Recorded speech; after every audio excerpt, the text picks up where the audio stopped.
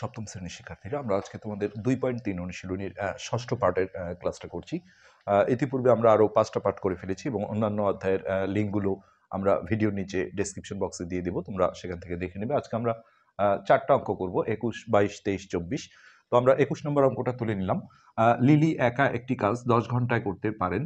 মিলি একা ওই কাজ যদি লিলি না করে মিলি করে তাহলে একা 8 ঘন্টায় করতে পারে। এখন বলা হয়েছে যে লিলি এবং মিলি যদি একত্রে ওই কাজটা করে তাহলে কত ঘন্টায় কাজটা করতে পারবে। তো এই অঙ্কগুলো যেটা করতে হয় যে ঘন্টায় যদি হয় তাহলে 1 ঘন্টায় কাজের পরিমাণটা বের করতে হয়, দিনে হলে 1 দিনে বের করতে হয়। তো আমরা কিভাবে বের করব সেটা হচ্ছে এইভাবে আমরা সাজাবো যে লিলি 10 ঘন্টায় করেন 10 ঘন্টায় করেন হচ্ছে এক অংশ কাজ। আমরা নলের বা চৌবাচ্চার অঙ্কগুলো এইভাবে করেছিলাম যে প্রথম নল এত ঘন্টায় পূর্ণ করে এক অংশ, ঠিক একই রকম থিম এটা। সো এখান থেকে আমরা যদি লিলি 1 ঘন্টায় বের করি তাহলে এটা ভাগ হবে, অর্থাৎ আমরা এইভাবে 1/10 অংশ এইভাবে লিখব। তো একইভাবে আমরা মিলিটটাও যদি বের করি, মিলি 8 ঘন্টায় করেন, এও হচ্ছে এক অংশ করে, সম্পূর্ণ কাজ মানে এক অংশ। হ্যাঁ, তো এই মিলি 1 ঘন্টায় কতটুক করে এটা আমরা বের করে নিচ্ছি। তো 1/8 অংশ, কেননা এই দুটো যোগ করার আগে আসলে দুইজনের একই সংখ্যক সময়ের কাজের দরকার হয়, যে এও 1 ঘন্টায় এতটুক করলো, এও 1 ঘন্টায় এতটুক করলো। এখন যদি আমি দুইজনকে একসাথে কাজ করাই, তো এখানে আমরা নাম লিখলাম না, আর দুজন একত্রে এখানে একটা বিষয় আছে, আমরা আগে লিখি তারপরে বুঝাই জিনিসটা। দুজনে একত্রে 1 ঘন্টায় করে এই দুটা ভগ্নাংশ আমরা জাস্ট যোগ করে দেব। তো এইখানে অনেকের মনে প্রশ্ন আসে যে বিষয়টা এরকম যে এই 1/10 অংশ লিলি একা 1 ঘন্টায় করেছে, আর এই 1/8 অংশ মিলি একা 1 ঘন্টায় করেছে, তো দুটো যোগ করলে তো 2 ঘন্টায় হবে। এটা না, আসলে এই বিষয়টা এ একাই আলাদাভাবে, আর এই বিষয়টা ওকে না নিয়ে এ একাই আলাদাভাবে। এখন আমি যদি দুইজনকে একত্রে 1 ঘন্টা কাজ করাই তাহলে এই দুটোর সমষ্টির সমান কাজ কিন্তু সম্পন্ন হবে। তো ভগ্নাংশের যোগ তোমরা জানোই লসাগু করে করতে হয়। 8 আর 10-এর লসাগু করে নাও রাফে। 4 5 20, 20 দুগুণে 40 হবে এখানে আমাদের লসাগু হরগুলোর। তারপরেই তোমরা নিশ্চয়ই প্রসেসটা জানো যে এটা দিয়ে কে ভাগ করতে হয়। ভাগ করলে হয় 4 বার 4, সেই 4 দিয়ে উপরে গুণ করলে 4 ওকে 4, আর 8 দিয়ে কে ভাগ করলে 5 বার যায়, 5 দিয়ে উপরে গুণ করলে 5 ওকে 5। তো 5 আর 4-এ 9, এই 9/40 অংশ তারা দুজন একত্রে 1 ঘন্টায় করে। তো এইখানে প্রতিটা অঙ্কেই ওই কাজটি বলা হয়, মানে কি সম্পূর্ণ কাজটা। তো আমরা এই জায়গাটায় জাস্ট এখন একটু ঘুরিয়ে নেব জিনিসটা এইভাবে, যেহেতু সময় চেয়েছে কত ঘন্টা, এই ঘন্টাটা ডানে ফেলতে হবে। তো দুজন একত্রে জাস্ট এটাকে আমরা বামে নিয়ে আসবো। হ্যাঁ, 9/40 অংশ করে হলো 1 ঘন্টায়। তো সম্পূর্ণ কাজ মানে হচ্ছে এক অংশ। আর এটা আমরা অনেকবার কিন্তু এই চ্যাপ্টারে ঐকিক নিয়মের অঙ্কগুলোতে বারবার বলেছি যে কোনো ভগ্নাংশের নিচে একে বের করলে এই ভগ্নাংশটা এখানে গুণন চিহ্ন দিয়ে উল্টায় দিতে হয়। তো এখানে আমরা ডানের এই সংখ্যাটা আগে লিখবো, আর এটা উল্টায় দিলে উপরে যাবে 40, নিচে যাবে 9। তো এখানে কোনো কাটাকাটি নেই, কিন্তু যেহেতু অপ্রকৃত ভগ্নাংশ, অর্থাৎ এটা 40 ওকে 40/9, এটা তোমরা রাফে ভাগ করে সমস্ত অর্থাৎ মিশ্র ভগ্নাংশে প্রকাশ করে দিতে হয়। তো এটা আমরা 4 বার দিলাম, 4 নং 36, অবশিষ্ট থাকলো 4। আর এইখানে মিশ্র ভগ্নাংশে সবসময় মনে রাখতে হয় যে এইটা হলো পূর্ণ অংশ, এর সাথে একটা প্রকৃত ভগ্নাংশ যুক্ত থাকতে হয়, অর্থাৎ হর বড় হবে, লব ছোট, অর্থাৎ ভাজকটা সবসময় যেহেতু বড় হয় এটা নিচে যাবে আর ভাগশেষটা উপরে যাবে। তো এটার উত্তর আসলে এরকমই, 4 সমস্ত, উপরে 4 বাই নিচে 9, এত ঘন্টা। সিম্পলি এটাই কিন্তু আমাদের এই অঙ্কের অ্যান্সার। এরপরে আমরা 22 নম্বর অঙ্কটা তুলে নিচ্ছি। তো এটা ছিল আমাদের 22 নম্বর অঙ্ক, নল আর চৌবাচ্চার অঙ্ক। দুটি নল দ্বারা একটি খালি চৌবাচ্চা যথাক্রমে প্রথম নল দিয়ে 20 মিনিটে পূর্ণ হয়, আর ওকে না চালিয়ে যদি আমি দ্বিতীয় নল চালাই তাহলে 30 মিনিটে পানি পূর্ণ করা যায়। চৌবাচ্চাটা খালি থাকা অবস্থায় দুইটা নলই একসাথে খুলে দেওয়া হলো। প্রথম নলটি কখন বন্ধ করলে চৌবাচ্চাটা 18 মিনিটে পূর্ণ হবে। তো এটা গতানুগতিক অন্য অঙ্কগুলো থেকে একটু ভিন্ন। অন্য অঙ্কগুলো যেমন আমরা 1 মিনিটে কে কতটুকু পূর্ণ করলো এটা বের করি, তারপর যোগ করি, কিন্তু এখানে একটু অন্যভাবে ভাবতে হবে। এই যে লাস্টের লাইনটা যে বলেছে প্রথম নলটি কখন বন্ধ করলে চৌবাচ্চাটা 18 মিনিটে পূর্ণ হবে। এখানে তোমাকে সবার আগে ভাবতে হবে যে কোন নলটা এই পুরো সময়টা ধরে চলেছিল, অর্থাৎ 18 মিনিটই চলেছিল। আর এখানে যেহেতু বলাই হয়েছে যে প্রথম নলটি কখন বন্ধ করলে, তার মানে বোঝাই যাচ্ছে যে 18 মিনিটের মাঝখানে কোনো এক সময় প্রথম নলটা বন্ধ করে দেওয়া হয়েছিল, এবং কতক্ষণ পরে স্টার্ট দেওয়ার কতক্ষণ পরে বন্ধ করা হয়েছিল সেটাই হবে অ্যান্সার। তাহলে পুরো 18 মিনিট চলেছিল কিন্তু দ্বিতীয় নল। এই কারণে আমাকে অঙ্কটা আসলে দ্বিতীয় নলের কাজ থেকেই শুরু করতে হবে।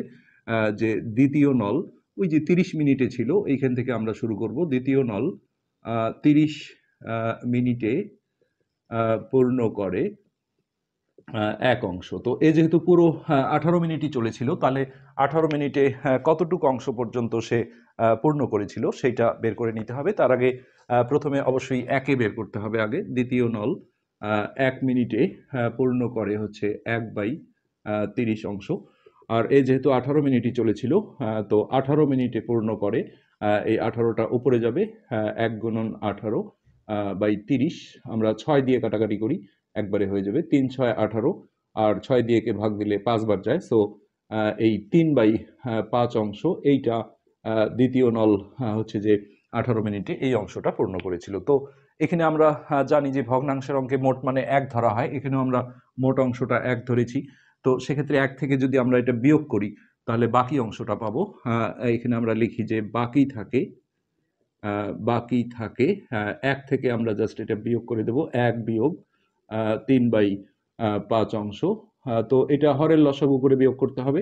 লসাগু হবে 5, এর নিচে একটা 1 আছে, 1 দিয়ে ভাগ দিলে 5 বার যায়, 5 দিয়ে উপরে গুণ করলে 5 অক্কে 5, আর 5 দিয়ে 5 কে ভাগ দিলে 1 বার যাবে, 1 দিয়ে যদি আমরা 3 কে গুণ করি 3 অক্কে 3।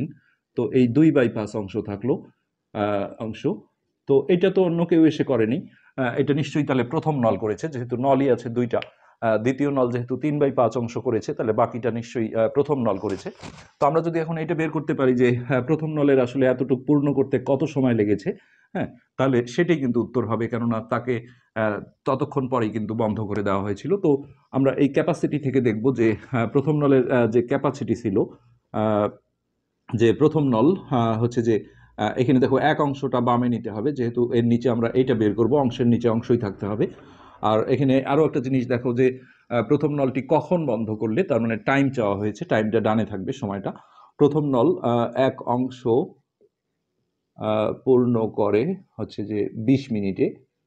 ম্যাক্সিমাম এই অঙ্কগুলোতে আসলে সময়টা বামে রাখা হয়, অংশটা ডানে, কিন্তু এই পজিশনে এসে উল্টো কাজ করা হলো। এখন আমরা 2/5 অংশটা বের করব। তো আমরা আগের অঙ্কেও বলেছি যে উপরে ভগ্নাংশ থাকলে নিচে একে বের করলে গুণন চিহ্ন দিয়ে উল্টায় দিতে হয় ভগ্নাংশটা। আর এখন কিন্তু উল্টো ঘটনা, উপরেই এক নিচেই ভগ্নাংশ, এই ক্ষেত্রে উল্টানো যাবে না। 2 উপরেই বসবে, আগে এটা লিখবা, আর 2টা উপরে বসবে, আর 5 কিন্তু নিচে বসবে। এবার যদি আমরা এই 5 দিয়ে কাটাকাটি করি, এটা একবার যায়, এটা 4 5 20, নিচের একের কোনো ভ্যালু নেই। সো 4 দুগুণে 8 মিনিট। তো এটি কিন্তু অ্যান্সার। প্রথম নল যেহেতু আসলে হচ্ছে যে এই বাকি অংশটা পূর্ণ করেছিল, দ্বিতীয় নল যেহেতু 18 মিনিটে এতটুকু পূর্ণ করেছে, তো এতটুকু পূর্ণ করতে প্রথম নলের আসলে কত সময় লেগেছে এটা বের করা মানেই এই অঙ্কের উত্তর, অর্থাৎ 8 মিনিট। নেক্সট আমরা 23 নম্বর অঙ্কটা নিচ্ছি। আমরা 23 নম্বর অঙ্কটা তুলে নিলাম। এখানে যেটা বলা হয়েছে 100 মিটার দীর্ঘ একটি ট্রেনের, অর্থাৎ এটা ট্রেনের যে দৈর্ঘ্য, তার স্পিড ছিল ঘন্টায় 48 কিলোমিটার। আর ওই ট্রেনটা 30 সেকেন্ডে একটা সেতু অর্থাৎ ব্রিজ অতিক্রম করে। সেতুর দৈর্ঘ্য কত? তো আমরা এইসব অঙ্কে ট্রেন, বাস, সেতু পার হওয়া, প্ল্যাটফর্ম পার হওয়ার ক্ষেত্রে একটা জিনিস মাথায় রাখতে হয়। এটা যদি আমার সেতু হয়, ব্রিজ হয়, আর এটা যদি আমার ট্রেন হয়, তাহলে দেখো এই ট্রেনটা যখন এইভাবে ঢুকলো, এই পজিশনে আমরা কিন্তু বলবো না যে ট্রেনটা সেতু অতিক্রম করেছে। একদম পুরো এই স্পেসটা পার হয়ে একদম এর মাথাটা যখন পার হয়ে যায়, তখন আমরা বলি যে হ্যাঁ, ট্রেনটা সেতু অতিক্রম করেছে। তো একটা ট্রেনের বা বাসের যেটাই হোক, একটা সেতু বা প্ল্যাটফর্ম পার হতে গেলে এর যে একটা নিজস্ব দৈর্ঘ্য আছে ট্রেনের, যেটা এখানে দেয়া ছিল, প্লাস সেতুরও যে একটা মাপ আছে, দৈর্ঘ্য আছে, এই দুটোর সমষ্টির সমান দূরত্ব পার হতে হয়, এটা মনে রাখতে হয়। তো এইখানে আমরা যেটা দেখছি যে সেতুর দৈর্ঘ্যটা আসলে দেয়া নেই, যার কারণে এই সেতুর দৈর্ঘ্যটা এখানে ক ধরে নিয়ে করতে হবে অঙ্কটা। কিন্তু এর পরের অঙ্কে যেটা ছিল সেইখানে আবার দেয়া ছিল, এখানে আমরা ডাইরেক্ট যোগ করতে পারবো। তো মনে করি সেতুর দৈর্ঘ্য সেতুর দৈর্ঘ্য হচ্ছে ক মিটার। তো এখানে আমরা সরাসরি ট্রেন ও সেতুর মোট দৈর্ঘ্য লিখে দুটো যোগ করে দেব। ট্রেন ও সেতুর মোট মোট দৈর্ঘ্য। আর যোগের সময় যে কোনো একটা আগে লেখা যায়, 100 প্লাস কও লেখা যাবে অথবা ক প্লাস 100, এটা কোনো সমস্যা হবে না। তো আমরা 100 আগে লিখছি, 100 প্লাস ক দিয়ে এখানে আমরা মিটার লিখে দেব। তো এইখানে অনেকে অঙ্কটা ভুল করে এটা 100 ক লিখে আসে, আসলে এটা গুণ করলে 100 ক হবে। আসলে যোগ বিয়োগ আমরা জানি যে সদৃশ পদ না হলে যোগ বিয়োগ হয় না, যেহেতু এটার সাথে কোনো ক নেই, সো এটা যোগ করা যাবে না, এইভাবেই থাকবে। আর এই ট্রেনের অঙ্কগুলো যেটা করতে হয়, স্পিডটা সবসময় ঘন্টায় থাকে, এটাকে সেকেন্ডে পরিণত করে নিতে হবে, যেহেতু এখানে দেখো সেকেন্ডে আছে। আর কিলোমিটারটাকে মিটার করে নিতে হবে, যেহেতু এই এককটা মিটারে আছে। তো আমরা ট্রেনের গতিবেগটা যথারীতি আগে তুলে নিচ্ছি। ট্রেনের গতিবেগ ঘন্টায় ঘন্টায় হচ্ছে 48 কিলোমিটার। তো 1 ঘন্টাকে সেকেন্ড করলে 3600 সেকেন্ড হবে। তো এটা আমরা সূত্র হিসেবেই লিখতে পারি এইভাবে, কোনো ব্যাখ্যা দিতে হবে না। 1 ঘন্টা সমান হচ্ছে 3600 সেকেন্ড। কেননা 1 ঘন্টা সমান নরমালি হলো 60 মিনিট। আবার 60 মিনিটকে আবার যদি 60 দিয়ে গুণ দেই, কেননা 60 সেকেন্ডে যেহেতু 1 মিনিট হয়, 60 গুণন 60 করলে 3600ই হবে। আর তোমরা জানো যে কিলোমিটারকে 1000 দিয়ে গুণ দিলে মিটার হয়ে যায়। 48 গুণন 1000 দিয়ে আমরা এখানে সরাসরি 48,000 মিটার লিখে দেব। এটা মিটার করার উদ্দেশ্য যে এইখানে আসলে জিনিসটা মিটারে আছে, এই কারণেই। তো আর সবসময় এখন যে আমরা লাইনটা সাজাবো, এটা মনে রাখতে হবে স্পিড অর্থাৎ বেগ থেকেই লাইনটা সাজাতে হবে। আমরা এখন সময়টা বের করব, যেহেতু ক ধরা অঙ্ক, এটা আমাদের হচ্ছে যে প্রশ্নমতের কাজ করবে, অর্থাৎ ওই ট্রেনটা সেতু পার হওয়ার সময় হলো 30 সেকেন্ড। তো আমরা এই স্পিডে যদি ট্রেনটা চলে, তাহলে সেতু পার হতে গেলে এই দূরত্বটা পার হতে হবে, ট্রেন প্লাস সেতুর মোট দৈর্ঘ্য। তো এই দূরত্বটা পার হতে কত সময় লেগেছে, এটার জন্য আমরা এই স্পিড গতিবেগ থেকে এই সময়টাকে ডানে ফেলবো। আমরা যদি এইভাবে লিখি যে ট্রেনটি 48,000 মিটার যায় 3600 সেকেন্ডে। আসলে গতিবেগ মানেই তো হচ্ছে যে একটা বলা যায় 1 ঘন্টায় যায় 48 কিলোমিটার, অথবা এইটা যদি আমরা এই পাশে আনি, 48 কিলোমিটার যেতে লাগে 1 ঘন্টা। তো 48কে আমরা এখন মিটারে পরিণত করেছি, যার কারণে আমরা এটা নিলাম, আর 1 ঘন্টাকে আমরা সেকেন্ডে পরিণত করেছি। তো এইখানে প্রথমে আমরা 1 এ যাব, যে 1 মিটার যায়, এটা হবে 3600 ভাগ 48,000। আর এই জায়গায় ট্রেনটা সেতু পার হতে গেলে যেহেতু এই দূরত্বটা পার হতে হয়, সো আমরা এইটা বসিয়ে দেব 100 প্লাস ক।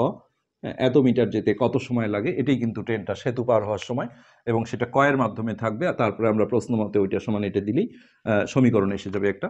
তো এটা উপরে বসবে 3600, এবং এটা ব্র্যাকেটেই রাখতে হবে, যেহেতু প্লাস মাইনাস যুক্ত রাশি, 100 প্লাস ক বাই নিচে হলো 48,000। আর এটার সাথে কোনো কাটাকাটিও করা যাবে না, প্লাস মাইনাস যুক্ত রাশি আসলে কাটাকাটি করতে গেলে উপরে নিচে একই জিনিস হতে হয়। তো আমরা এই 3600 আর এদিকে 48,000 এটার মধ্যে কাটাকাটি করব। তো সেক্ষেত্রে এখান থেকে আমরা দুটো করে শূন্য কমিয়ে দিলে এটাকে 100 দিয়ে কাটাকাটি বলা হয়। তো আমরা এগুলো সবগুলো কেটে দিচ্ছি। এখানে থাকলো 480। অনেক স্যার আসলে এইভাবে ডাইরেক্ট শূন্য শূন্য কাটাটা সাপোর্ট করে না, এই জন্য আমরা এটা করছি। আর এখানে দুইটা শূন্য কমিয়ে দিলে 36 হবে। এবার আমরা 12 দিয়ে কাটবো। 12 দিয়ে 3 বারং 36, আর এইটা 4 বারং 48, শূন্য। এবার আমরা 3 দিয়ে এই ভিতরটা গুণন করেও দিতে পারি, আপাতত রেখেও দিতে পারি, সমস্যা না। যদি গুণ করে দিই, অনেকে যেমন খিচুড়ি গুণন করে একসাথে 300 ক, এটা হবে না। একবার এটার সাথে এটা গুণ হবে 300, আর একবার এইটার সাথে এটা গুণ হবে, অর্থাৎ 300 প্লাস 3 ক। তোমরা বীজগণিত দেখেছো এরকম গুণন আছে। এটা হবে 300 প্লাস এইটার সাথে এটা গুণ হলে 3 ক বাই 40। এই অবস্থায় কোনো কাটাকাটি করা চলবে না, যেহেতু এটা প্লাস মাইনাস যুক্ত রাশি, এত সেকেন্ডে। তো এই যে এইটা যদি হয় সেতু পার হওয়ার সময়, তাহলে এই সময়টাই কিন্তু দেওয়া আছে 30 সেকেন্ড। এখন আমরা একটা সমীকরণ গঠন করে নেব প্রশ্ন মতে। এইটা সমান আসলে 30 সেকেন্ড, তাহলে 300 প্লাস 3 ক বাই 40 সমান, সমীকরণে কোনো একক লেখা যায় না, যার কারণে আমরা এখানে সেকেন্ড কথাটা আর লিখবো না। এবার আমরা যদি সমাধান করি বা দিয়ে, তাহলে এই 40 নিচে আছে, অর্থাৎ ভাগ, ওই পাশে গেলে গুণন হয়ে যাবে। এটা আমরা 300 প্লাস 3 ক, এটা ঠিক রাখলাম। আর এটা গুণ করে দিলে 1200 হয়ে যাবে, 1200। এবার প্লাস 300কে আমরা ওই পারে মাইনাস করে দিই। 3 ক সমান হচ্ছে 1200 মাইনাস 300। তারপরে আমরা ওটা বিয়োগটা সেরে ফেলি। 3 ক সমান হচ্ছে 900। এবার এই যে ক সমান হবে, অনেকে এখানে ভুল করে 3টা যোগ আছে হিসেবে ওই পাশে বিয়োগ করে দেয়, এটা না। আসলে এই চলকের সাথে সম্পর্কটা দেখতে হয়। চলকের সাথে যেহেতু কোনো চিহ্ন নেই, তো ওটা গুণন ধরতে হবে। তো এটা আমরা ওই পারে পাঠালে ভাগ হয়ে যাবে, অর্থাৎ 900 আমরা বাই করেও দিতে পারি, একই বিষয়, ভাগ 3। তো এটা ভাগ দিলে 300 আসবে, এটাই হচ্ছে আমাদের ক এর মান। আর এই কটা আমরা সেতুর দৈর্ঘ্য ধরেছিলাম, এটাই আমাদের উত্তর হয়ে গেল যে সেতুর দৈর্ঘ্য হচ্ছে 300 মিটার। এটাই আমাদের এই প্রশ্নের উত্তর। খুবই ইম্পর্টেন্ট অঙ্ক বলা যায়। এবার এই পার্টের আমরা লাস্ট অঙ্ক, অর্থাৎ 24 নম্বর অঙ্কটা তুলছি। তো এটাও একটা ট্রেনের অঙ্ক। 120 মিটার দীর্ঘ একটি ট্রেন, এটা ট্রেনের দৈর্ঘ্য। আর এটা সেতুর দৈর্ঘ্য দেওয়া আছে। আগের অঙ্কটা যেমন আমরা সেতুর দৈর্ঘ্য বের করেছিলাম, আর এখানে সেতুর দৈর্ঘ্যটাই কিন্তু দেওয়া আছে। আর হচ্ছে যে ট্রেনের স্পিড, গতিবেগও দেওয়া আছে। সেতুটা পার হতে কত সময় লাগবে এটা চাওয়া হয়েছে। তো এটা স্বীকৃতই যে একটা ট্রেনের একটা সেতু বা প্ল্যাটফর্ম পার হতে গেলে তাদের যে দুইজনের দৈর্ঘ্য থাকে, সেটা যোগ করতে হয়। শুধু উদাহরণে একটা অঙ্ক আছে তোমাদের খুঁটি পার হওয়ার বিষয়। সেখানে কিন্তু খুঁটির দৈর্ঘ্যটাকে কাউন্ট করা হয় না। ট্রেনের নিজস্ব দৈর্ঘ্য পার হলেই হচ্ছে যে ট্রেনটা সেই খুঁটিটা পার হবে। তো দেওয়া আছে দিয়ে আমরা ট্রেনের দৈর্ঘ্য আর সেতুর দৈর্ঘ্য তুলে নিলাম। এখন আমরা এই দুটো যদি যোগ করি, তাহলে আমরা লিখব ট্রেন ও সেতুর ট্রেন ও সেতুর মোট দৈর্ঘ্য দৈর্ঘ্য বলে আমরা এই দুটো যোগ করে দেব। 120 গুণন 3 যোগ হচ্ছে 330 মিটার। তো এটা যোগ করলে হবে 0, আর এটা 3 আর 2 এ 5, আর 3 আর 1 এ 4, অর্থাৎ 450 মিটার। তারপরে ট্রেনের যে গতিবেগ আছে, আমরা আগের অঙ্কের মতোই সেই কাজগুলো করে নিতে হবে। ট্রেনের গতিবেগ, ঘন্টাটাকে আমরা সেকেন্ড করে নেব। এখানে দেয়া ছিল হচ্ছে ঘন্টায় 30 কিলোমিটার। এখানে সবসময় এটাই করতে হয়, কিলোমিটারটাকে মিটার করতে হয়, আর এই ঘন্টাটাকে সেকেন্ডে পরিণত করে নিতে হয়। তো 1 ঘন্টা সমান 3600 সেকেন্ড। এটা তোমরা সূত্র হিসেবে লিখতে পারো, এখানে কিছু দেখাতে হবে না। 3600 সেকেন্ড। আর এটা আমরা জানি যে কিলোমিটারকে 1000 দিয়ে গুণ দিলেই এটা মিটার হয়ে যায়। সরাসরি এটা 30,000, 1 2 3 এত মিটার। এবার এই গতিবেগ থেকেই আমরা সাজাবো, যেহেতু সময় চাওয়া হয়েছে। তো এই মিটারটাকে আমরা বামে নেব, আর হচ্ছে যে সময় সেকেন্ডটাকে ডানে ফেলবো। তো ট্রেনটি এখানে আমরা বলতে পারি যে 30,000 মিটার যায় 3600 সেকেন্ডে। তো সেতু পার হতে কত সময় লাগবে বলা মানেই হচ্ছে সেতু পার হতে গেলে কত দূরত্ব পার হবে সেটা দরকার হবে, অর্থাৎ এই যে ট্রেন ও সেতুর যে মোট দৈর্ঘ্য ছিল এটা পার হতে হবে। তো এখানে প্রথমে আমরা একে বের করব, যে 1 মিটার যেতে সময় লাগে হচ্ছে 3600 ভাগ হলো 30,000, আর এরপরেই আমরা এখানে ট্রেনটি 450 মিটার যেতে যেটা সময় লাগে, অর্থাৎ 3600 450টা উপরে যাবে, তারপরে নিচে ছিল 30,000। এবার আমরা সিম্পলি কাটাকাটি করব। এটা যদি আমরা 100 দিয়ে কাটি, তাহলে হবে 36, আর এখানে নিচে 2টা শূন্য কমিয়ে দিলে এটা 300 থাকবে। তারপর আমরা এটা 10 দিয়ে কাটি, একটা করে শূন্য কমে যাক, এখানে হবে 30, আর এখানে থাকবে 45। বিভিন্নভাবে কাটতে পারো, সমস্যা না। এটা আমরা 15 দিয়ে কেটে নিই। 15 দুগুণে 30, আর এটা 3 15 45, আর 2 দিয়ে যদি আমরা এটাকে কাটাকাটি করি, এটা একবার যায়, আর এটা 18 দুগুণে 36। নিচের একের কোনো ভ্যালু নেই, সো এই দুটো গুণ করে দিলে 3 18 54 সেকেন্ড। এটাই আমাদের উত্তর। ওই ট্রেনটার এই সেতুটা পার হতে গেলে 54 সেকেন্ড সময় লাগবে। তো আর আমাদের নিচের দিকে আরো দুটো অঙ্ক রয়েছে, যেটা সৃজনশীল। আমরা পরের পার্টে ইনশাল্লাহ এটা করব, প্লাস চেষ্টা করব উদাহরণ থেকে কিছু অঙ্ক করার। আজকে পর্যন্তই, ধন্যবাদ।